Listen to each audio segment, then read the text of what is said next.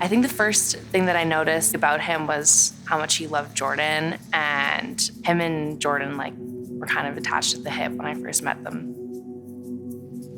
He just loved his brother.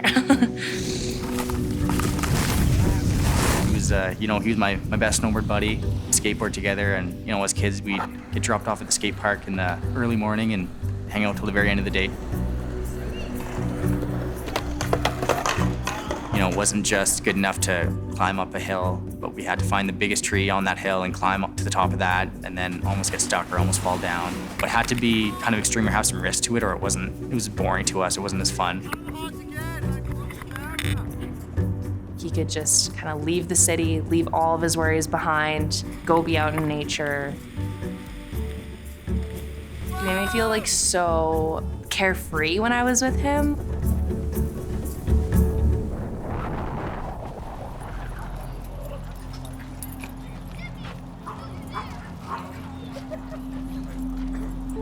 A lot of our time spent together was actually in the dog park.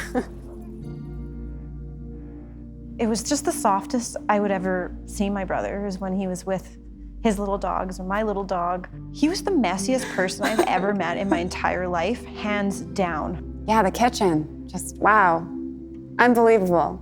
But he could always come out of his bedroom, no matter what state it was in, looking just perfect. His hair done, his shirt pressed, and it was just mind-boggling how that could possibly happen. I think what made him a good stockbroker is that he was really good with people.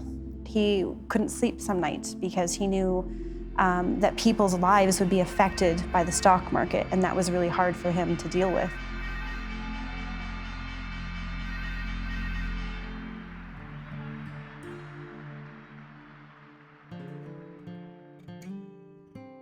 Growing up, I was actually homeschooled from grade 1 to 9.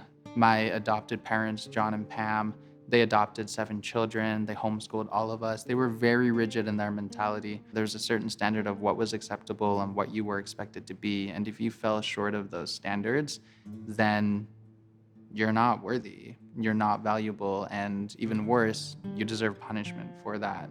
And so it was actually a very traumatic experience for myself, being First Nations, born in Saskatchewan, and also having a father who's from Ethiopia, really having my whole identity being washed out through the adoption process, the foster care system, and realistically the almost residential schooling lifestyle that John and Pam had ingrained in their home.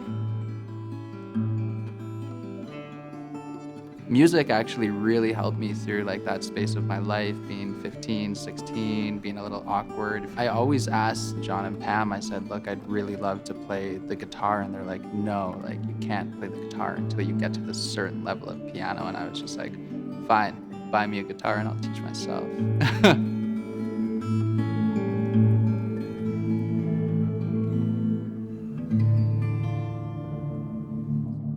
We were all going out to just smoke marijuana, skip lunch, who knows, just whatever we were doing in high school. And so he comes up to me and he's just like, Alec, I don't have any marijuana or cannabis. And I was just like, oh, okay. And he's like, but I have this, it's beans or it's fentanyl. And I was just like, okay, I'm open to trying this. And so I tried it.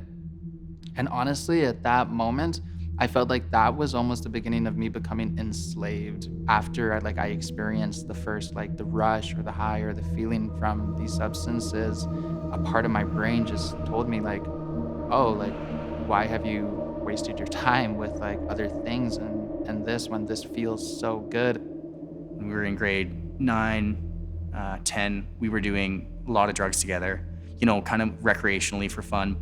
I was actually with my wife now. We were on and off, how junior high relationships are.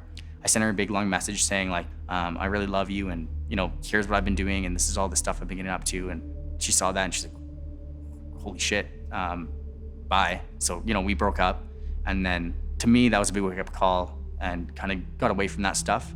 And I could tell he didn't as much. But at that age, we're so young, I didn't know it was gonna grow into this big addiction and become everything that it ended up being. I got really lucky. It could have so easily been in the same boat as Jamie was. I mean, I never knew anything was wrong. I'm not gonna lie, I did find prescription pill bottles, but I didn't really think a lot of it because he always just seemed so okay. He did injure his back and was prescribed Percocet or opioids. That's where it began. I found a prescription bottle of pills that did not belong to him. I broke my ankle and I had Percocet. One day I woke up and they were gone. And I mean, we were out at the bar that night, so I was like, oh, maybe I lost them. And I was like, I'm gonna go back and see if they're at this bar, because like my ankle's hurting. And I know he was like, no, don't go back there. He's like, they're not gonna be there. He's like, someone would have picked them up. And well, let's go look at it. And he came with me, and thinking back now, he's telling me not to go back there because he's the one who took them. And kind of after that, I started to realize, these aren't coincidences. This is him, trying to get these drugs in any way he can, and covering it up so that, he doesn't have to deal with the shame and the guilt. Because the Jamie that I grew up with, he wouldn't do something like that to me because, we're brothers, right? We're twins. I went down immediately this really dark place of how he's ruined our lives. We're taught to turn our backs on people and this tough love idea, and it's not natural, and it doesn't feel natural. It doesn't feel right, but you keep telling yourself you're doing the right thing.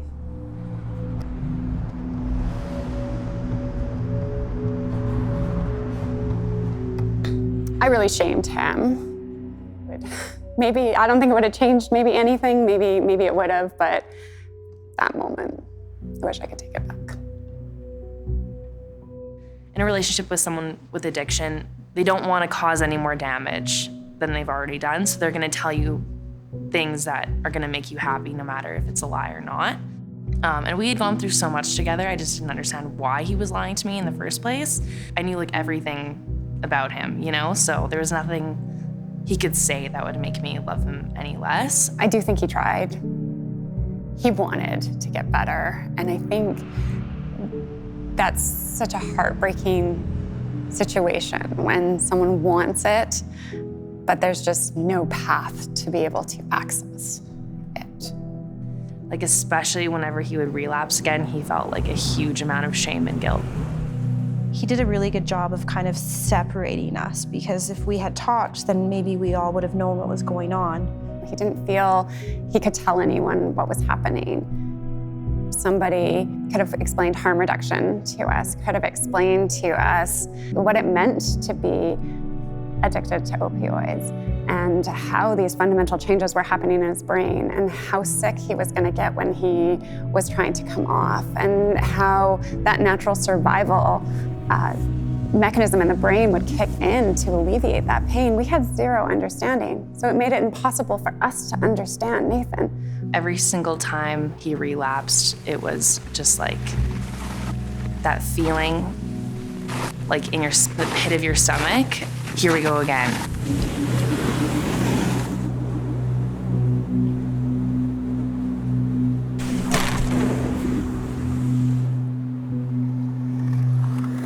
That cycle is just, it's exhausting. He broke his scaphoid. I think with skateboarding was the initial break. He'd get a surgery, and it was a small bone that doesn't always heal properly, so he had multiple surgeries on it. He'd find out his bone's not healing, and you need another surgery in 6 months, and then give him some opiates and send him home with some Percocets, and then that just immediate trigger.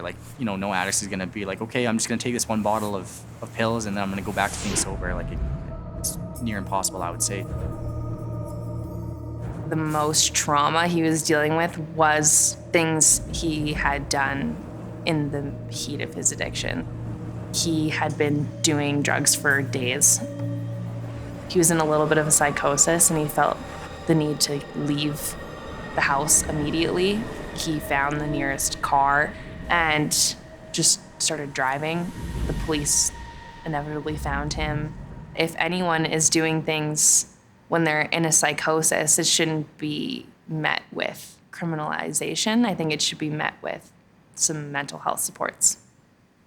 The biggest misconception that I see is that folks that are struggling with substance use disorder are in control of their own behaviors. People seriously think that somebody whose brain chemicals are way off believe that they're in control and they're choosing to go back and recreate this vicious cycle of addiction in their own lives, regardless of the pain.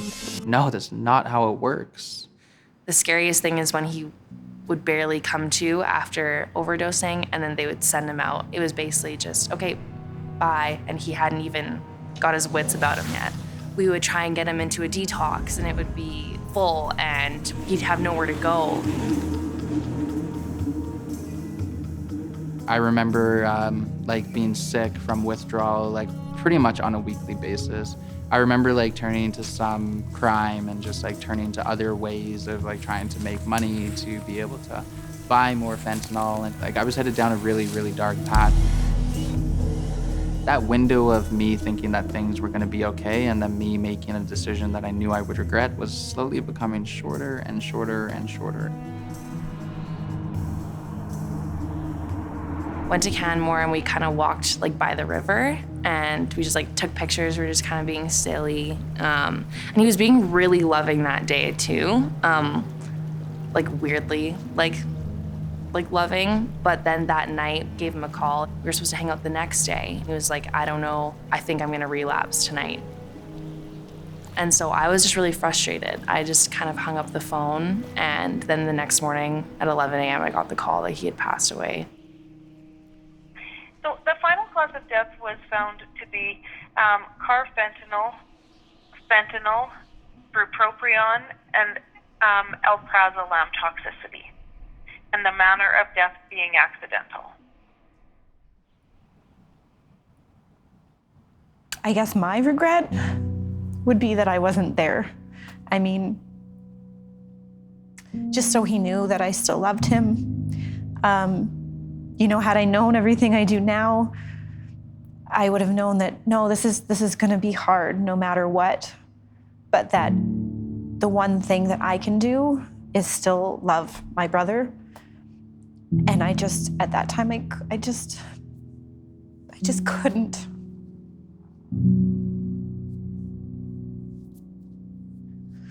At his celebration of life, his family members got up and spoke about substance use. And they spoke openly and honestly. It allowed me to accept that that's what had happened, that was not a shameful way to die. It wasn't Nathan's fault. He deserved better. And I think that honesty in that moment, it felt like a relief. I ended up being the impromptu MC, and I think I did a really good job. You did. So I was strong and I did what I needed to do, and then I was a puddle on the floor. I have never cried so hard in my life. I was having troubles breathing normally, and the person who came to my rescue was Rosalind. She sat with me and let me sob, and then helped me get my breath back. And she stared at me in the eyes and said, "You're gonna be okay." When I initially decided to stop using fentanyl, I was pretty heavily involved in 12-step programs and understanding that ideology about what it meant to be sober. As I grew farther along in my own life, I really started to understand how vaguely familiar this whole narrative of controlling someone's actions through fear was. The idea of hell, and the idea that if you don't act in this way, this is gonna happen and you're gonna be eternally damned. I didn't wanna keep myself in a fear-bound constraint. And so I remember reading an elder's words once. What does recovery/sobriety mean? And he says, being on a journey of self-love. I really believe that hunting is ceremony. And I really believe that life is ceremony. This one thought and this one voice was just in my mind, and it just reaffirmed to me this idea that I wouldn't fail.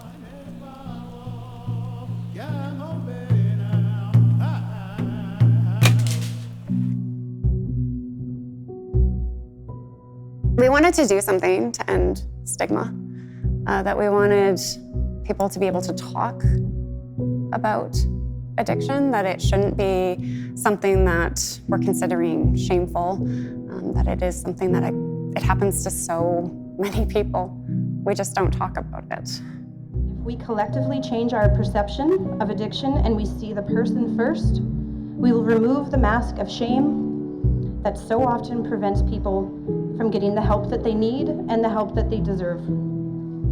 The one thing that I do want to say about the Alberta Foundation for Changing the Face of Addiction and working with Jessica and Rosalind was that it was profoundly life-changing for me. They always ensured that not only did I have a space at the table, but I had a voice at the table. See me. There is hope. We can do this together. You step back and you think, how can you not want to give these people a chance, right? Every other condition, we try to make that happen. Why is it this one that we have such a distorted perception on, that we stop seeing the human being? I feel like every single time I see someone on the street, it just reminds me of him, and I just remember that they have a family. They might even have a girlfriend that, like, loves them so much, and everyone's just a person, and they need help just like any other person, regardless of their story, regardless of what they've done. It's really important to just remember that, and now it's kind of like what I want to do with my life. I'm currently enrolled in addiction studies. I just want to like go in there and just like be that person that like someone needs. The Jamie Blain Memorial Fund of the Bankton Style was end of the year competition. Give back to the snowboard community, because that's what Jamie really loved. You know, in the snowboard community, they might not talk about it that much, but it lives everywhere, addiction and mental health issues. So we want to be that person that says, you know, have fun, we're giving back, but here are some resources if you need help with anything. You know, I think Jamie would be honored too to see something like that. I could see him saying kind of like, what the fuck, like this is all for me. But I mean, he would also be stoked on it. So yeah, it makes me happy. Because of his love of animals, I really think that he would have been an amazing veterinarian. I think he would have made a great professor, is what I think he would have done really well. Professor of? I don't know, wouldn't matter. He would just like debating with all the students. I wish he had done things he wanted to do. I don't even know what some of his passions were.